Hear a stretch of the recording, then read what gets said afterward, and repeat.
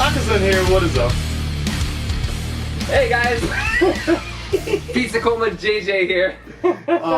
Here we go. We're gonna do another edition of Ask Akasan. Haven't done one in a while, but I got this long letter from somebody, and I figured I don't want to bother writing back.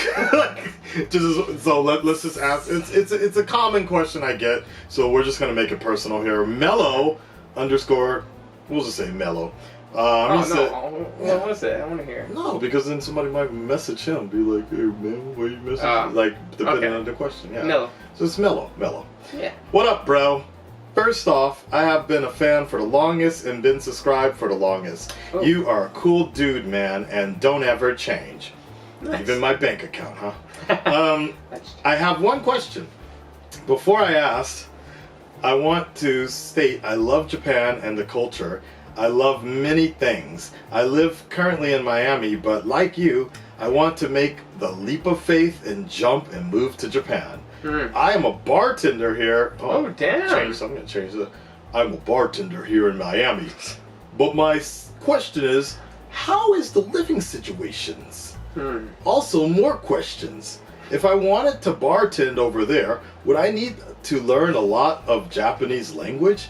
Just overall, what advice would you give me, dude? Can I give a smidge real quick? Yeah, go for it. Bartending? Yeah, You in can't Japan. do. Really? Can you not? Really? You can't work in any nighttime service thing. They figure being a bartender is the same as prostitution for some reason in Japan. For foreigners? For foreigners. You can't bartend. Huh. Because the visa situation in Japan Right. is teaching visa, That's true. a specialist in humanities, which basically means teaching or translating, and special skills. Maybe you could get a special skills visa for bartending. Because that's what I was going to say. But the idea of that is like a musician or that's another one too. But what if you specialize in unique liquor? That, if it was like a fancy restaurant bar, Yeah. I think you can. If it's a restaurant bar, yeah, but I'm thinking like nightclub. Right. Nightclub? No. No. Really? So wait a second. I could have sworn that. Some foreigners do, and they get away with it. Right, because I could have sworn. But you're also looking at $10 an hour. $10 an hour. I've been to maybe club. If you're a club owner, it's a little different. Because I've been to bars and I've been to clubs, and foreigners have made and served me drinks. In fact, now that I think about Make it, those bitches. no, what? No, Damn. actually, my Foreigners. girl actually really loves this one drink in Osaka. My boy makes Alex, I believe his name is. He makes a really good apple cinnamon apple pie moonshine. Shit, that sounds good. It's really good, actually. Damn. It's really good. I'm gonna link you guys up. Tell your boy I sent you. It's really. She got so I'm gonna have to go too. wasted off of that. She kept on drinking it and had such a hangover the next day, so you knew it was good. Yeah. But I guess the thing is, he's not a bartender. He owns. Yeah, so there's that business place? visas too, Okay, right? So you can be a maybe is business that- owner. Oh, okay. So you could be a business owner, but you can't be a bartender, I guess. Basically, yeah. Okay. It's tough. I mean, you can, But you're risking it a bit. Not to say I didn't do risky shit myself here, Mhm. but that's for a different story. On a Let's just say, different channel. let's just say you do end up in that service area. Japanese, do you need to know a lot of Japanese? That was his other question, yes. Yeah. And depending. If you're just making drinks and going, here you are, no. If you want to meet people, let's say, then yeah, it helps. If you want to meet people for one night, yeah, you don't need Japanese, I don't think. There you go. Okay. I love Miami and the States in general, but I really want to try and live there for good. That is so interesting to me. Like, how people can be so attached. Like, I'm not saying what Mello is thinking is bad, but it's just, I know what you like, mean. when I came out here, I never had the idea of, like, I'm gonna stay here forever. Like, I said I'm gonna try it out, and I'm just interested in the experience, and we'll just take it from there. But I never came out here with the intent of staying out here forever. If it happens, it happens, but I was never like, fuck America, or like, I'm so done with this shit. Like, I know people that have come out here and they're like, I'm never going back. Especially when Trump got elected, there's people that have come out here, they're like, I'm never going back. But I was never that way. Were you? When you came to Japan? I had a little bit of a unique story. So your story is like a lot of foreigners, like at least 80, 90. And then there's ones that come down because they had a certain passion. And then there's some that just grew up with the culture. So in Canada, I grew up and one of my best friends were Japanese. Me too. So okay. At 6, 8 years old, I was learning to use chopsticks. And I was just bewildered by this really nice family. Like, it blew my mind. They don't fight like my family. There were 2 brothers, but it wasn't like me and my sister like pulling each other's hair. I was 6, whatever. And that's how we fought when we were 6. I was just amazed how polite, nice they were. Their family came down from Japan, and I played Bomberman. They were like, "Oh, you like Bomberman?" And I was like, "Yeah." And that's like, "Oh, cool." I met their uncle one time. They came down from Japan, and then they went back to Japan. I saw them the next year, and they got me like a $50 Bomberman like toy. I was like, why would someone do that? So nice for meeting once. And they were like, culture, yeah. Because you were friends with our son. Right. No, because they brought sense. their kid down too. And so I always had a fascination. So 7 years old, when I went to school, they're like, okay, research a country, Japan. High school, Japan. University, Japan. And then I did martial arts, mixed martial arts, and I became a mixed martial artist. So I wanted to come to Japan and see the Japanese mixed martial artists. And now I'm a comedian in Japan, so I like Japanese comedy. And then, what do I go home to is the thing now. Legalized weed. That is one reason for me to go back.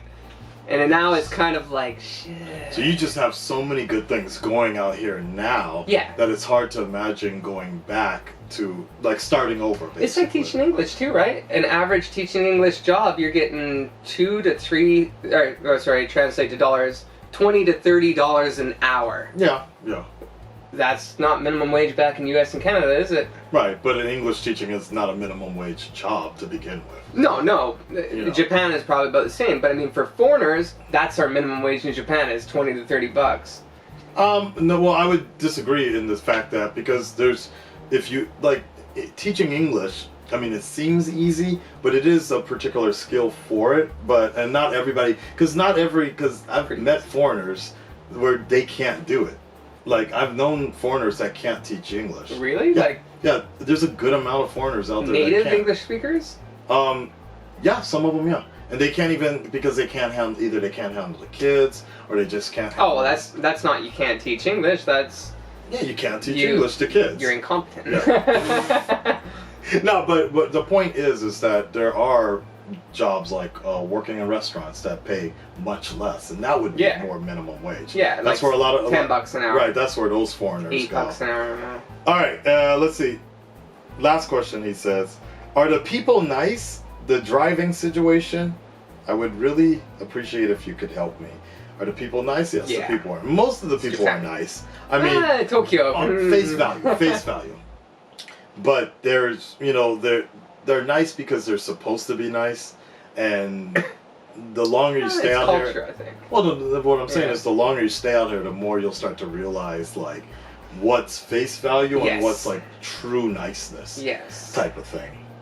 And there's something we call being KY out here, kuki ga yominai, which roughly translates to can't read the atmosphere. You can't read the air, or you can't read the atmosphere, and there's a lot of foreigners out here that will come out here like that, or they'll try to show their gaijin powers or their gaijin smash certain situations. But I feel the longer you stay out here, the more you start to be more adapt to what people really feel, or how they really start to feel smell the about bullshit. Yeah, exactly. And also, he asked about driving situation. So you got to drive on the opposite side of the road. Now, do you drive? No, so I can answer that one. So I got a car in Japan and I was driving out here. And at first, because you're driving on the left side. Yeah, left side. So I'm driving on the left side, but I was used to driving on the right side in Canada. So I found myself actually veering into the wrong lane. like Holy subconsciously. shit! Yeah, Really? but I lived in the countryside in Guma, where the roads are bigger than it is in Tokyo. Holy shit! And I would always drive with a Japanese friend at first because okay. Canadians, we can just easily change our licensing for a Japanese one. Right, that's true. If I had to take the test, whether it be in Canada or Japan again, I would fucking fail. I don't know the signs. Yep. Some of the shit is just so obscure. Yep. And I came from the countryside in Canada. We had one-way street, and we never had more than 2 lanes going the same way. So Same, yeah. I have a friend from LA, and he had to get a license because he started a family out here, and he lives in the countryside of Fukuoka, and he's fine when driving in the countryside because it's like 1 or 2 cars on the road, and he just follows those cars, so he never really thinks about it. Yeah, follow the lights, follow the cars. That's it, and it's fine. But he just panics when we go into the deep city of like Hakata. Like the more cars there are, the more panicked he gets, and he just can't do it because it's just too much going on. Here's a story for you. So yeah, I drove in the countryside. So that was similar to being back home, but even more city. So like, I'm in the countryside in Canada, but the countryside in Japan was still a little like Vancouver. It was still like lots of cars on the road all the time, traffic. I never had traffic in my hometown. But once I went to Tohoku with my girlfriend at the time, and I thought, okay, it's Fukushima and all this, it's countryside. Fuck, did I make a mistake? It was Sendai, which is actually worse to drive in than Tokyo. It's the second biggest city in all of Japan. Yes. And I didn't know that. So we're driving, there's 4 lanes going one way and 4 going the other, and there's all these like left turns, so like 4 people can turn left at the same time. Never had that happen. I was freaking out. I was like, can you drive? And she's like, I don't have a license. And I was like, the fuck? Yeah. So scary. And they have parking lots where you park your cars and then on a little circle, and the circle goes up to bring your car onto the top. Yes. So crazy. I would say the only time, in my opinion, the only time where it really feels like you need to drive is during the holidays. If you want to go on a vacation. If you want to snowboard or ski. Yeah, if you want to snowboard, if you want to ski. I guess you don't have to. That's basically it. The only time I ever really miss driving is when I go to the beach or when I was in Okinawa, like things like that. Oh, I drove in Okinawa. Yeah, that's the kind of time like you want to just windows down, arm out, and some good beats blasting. Air in the wind. I love driving. I love that part of in driving. Tokyo too, you think it's you don't like need it, like you see Lamborghinis and fucking super souped up cars here going downtown Tokyo, and they'll ram their engines and like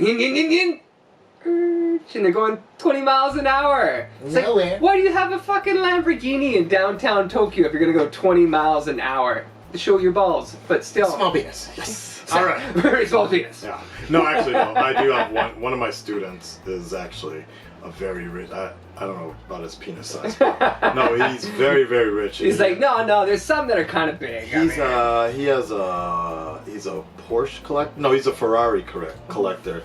So he has like about 10 Ferraris, and like 4 of them are in different parts of the world, and all he does is literally just fly to these places, and the car comes off the dock, and it's like the 3rd time he's ever seen his car. He gets in and he drives with other Porsche owners or Ferrari owners, and they drive around and like cruise around together, and then that's it. They ship it off to the next rich country like that. Like, me and you are broke as fuck. Let's go jack that motherfucker. Where's Lucille? There we go. I have a lot of interesting students. All right, guys. I need names. Well, you're gonna have to ask Akasan. Make sure you guys send other questions and whatever you have. I'll try to get back on this little sort of thing that we've been doing a while back. It's been a while since I did an Ask Akasan question, but I thought this one would be good, especially with Josh over here. So you also make sure to check out his stuff as well, his channel, his content, comedy. And we will see you next time for the next. If you have any questions, comments, all you gotta do is ask Akasan. He puts the ass in Ask Akasan. The delivery was bad. Pause. The delivery was bad on that. Pause. I ate a giant.